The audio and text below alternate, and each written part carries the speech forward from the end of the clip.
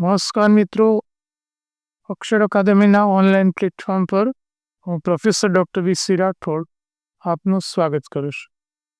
બંધારણની કલમોના પરિચય અન્વયે આજે આપણે કલમ નંબર 186 અને 187ની જોગવાઈઓ જોઈશું. સૌથી પહેલાં આપણે 186ની જોગવાઈઓ જોઈએ.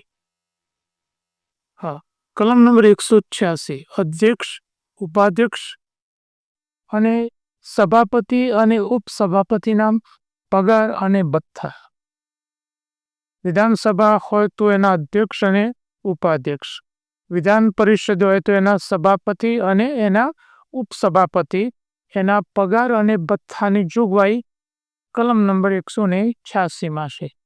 વિધાનસભાના અધ્યક્ષને તથા ઉપાધ્યક્ષને તથા વિધાન પરિષદના સભાપતિ અને ઉપસભાપતિને રાજ્યનું વિધાનમંડળ ઠરાવે તે રીતે પગાર અને ભથ્થા આપવામાં આવશે. એમનો પગારની બધી જોગવાઈ કોણ નક્કી કરે? રાજ્યનો વિધાનમંડળ. વિધાનમંડળ એટલે વિધાનસભા અથવા બે ગૃહ હોય તો વિધાનસભા અને વિધાન પરિષદ. વિધાનસભાના અધ્યક્ષ અને ઉપાધ્યક્ષ, વિધાન પરિષદના સભાપતિ અને ઉપસભાપતિના પગાર અને ભથ્થાનો ખર્ચ રાજ્યના સંચિત નીતિ ખાતે ઉધારવામાં આવે છે. આ કોઈક વાર 1 માર્ક્સનો પ્રશ્ન પરીક્ષામાં પૂછાય છે કે જે વિધાનસભાના અધ્યક્ષ અને ઉપાધ્યક્ષ અને વિધાન પરિષદ દ્વારા રાજ્યોમાં સભાપતિ અને ઉપસભાપતિનો પગાર કયા ખાતામાં ઉધારવામાં આવે છે?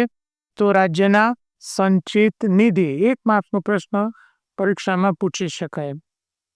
આવા પગાર અને ભથ્થાની જોગવાઈઓ બીજી અનુસૂચિમાં કરવામાં આવી છે અને એની વાત એ અનુસૂચિ નંબર 2માં કરવામાં આવી છે. એ પણ 1 માર્કનો પ્રશ્ન પરીક્ષામાં પૂછી શકાય. જોઈએ કલમ નંબર 187. રાજ્યના વિધાનમંડળનું સચિવાલય. રાઈટ. વિધાનસભામાં માત્ર ચૂંટાયેલા સદસ્યો હોય છે તેવું નહીં, પણ તેનો સ્ટાફ પણ હોય છે અને એને વિધાનમંડળનું સચિવાલય કહેવામાં આવે છે. એની જોગવાઈ કલમ નંબર 187માં કરવામાં આવી છે. રાજ્યના વિધાનમંડળના ગૃહને અથવા બંને ગૃહોને, જ્યાં વિધાનસભા અને વિધાન પરિષદ હોય તેવા રાજ્યોમાં અલગ દફતરી સ્ટાફ રહેશે. જ્યાં વિધાન પરિષદ અને વિધાનસભા છે ત્યાં બંને માટે અલગ સચિવાલય રહેશે, અલગ સ્ટાફ રહેશે. પરંતુ વિધાન પરિષદ દ્વારા રાજ્યના વિધાનમંડળની બાબતમાં એવા વિધાનમંડળના બંને ગૃહો માટે સહિયારી જગ્યાઓ ઊભી કરવા આ ખંડના કોઈ પણ મજકૂરથી બાદ આવે છે એમ સમજવું નહીં. બંનેનું દફતર અલગ રહેશે, પણ બંને માટે કોમન જગ્યાઓ ઊભી કરવી હોય તો એ કરી શકાશે. રાજ્યના વિધાનમંડળના ગૃહ અથવા ગૃહોના દફતરી સ્ટાફની ભરતીનું અને તે ઉપર નિમાયેલી વ્યક્તિઓની નોકરીની શરતોનો નિયમ કાયદાથી રાજ્યનું વિધાનમંડળ કરશે. એટલે કે જે વિધાનસભાનો સ્ટાફ છે એની નોકરી ભરતી અંગેની જોગવાઈ છે એ રાજ્યનું વિધાનમંડળ કરે છે. બંધારણ અંગેના અમારા 2 પુસ્તકો છે, ભારતનું બંધારણ અને રાજ્ય વ્યવસ્થા, જે વનલાઇનર અને MCQ સ્વરૂપે છે. જ્યારે ડિટેલમાં અભ્યાસ કરવા માટે ભારતનું બંધારણ અને રાજ્ય વ્યવસ્થા નામનું અમારું આ પુસ્તક છે. બંને પુસ્તક અકાદમી ઉપર ઉપલબ્ધ છે. વધુમાં અમારી 2 ટેલિગ્રામ ચેનલ છે, વી.સી. રાઠોડ કરંટ અફેર્સ, કે જેમાં રોજેરોજનું કરંટ અફેર્સ, માસિક કરંટ અફેર્સ, દરરોજની 10 થી 15 જેટલી પોસ્ટ, 3-4 જેટલા પ્રી વિડીયો, વિશિષ્ટ દિવસ હોય તો દિવસની વિગત એમાં મૂકવામાં આવે છે, તેમજ ક્વિઝ મૂકવામાં આવે છે.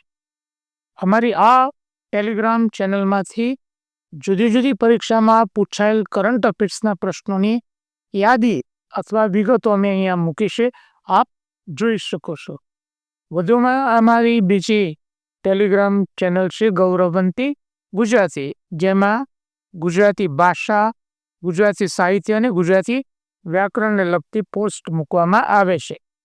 હજુ સુધી જો તમે અમારી આ બંને ટેલિગ્રામ ચેનલમાં જોડાયા ન હોય તો એમાં જોડાઈ જવા વિનંતી છે. વધુમાં અમે અમારું મેટર એ ઇન્સ્ટાગ્રામ ઉપર પણ મૂકીએ છીએ, તો અમારા આ પેજને પણ ફોલો કરવા વિનંતી છે.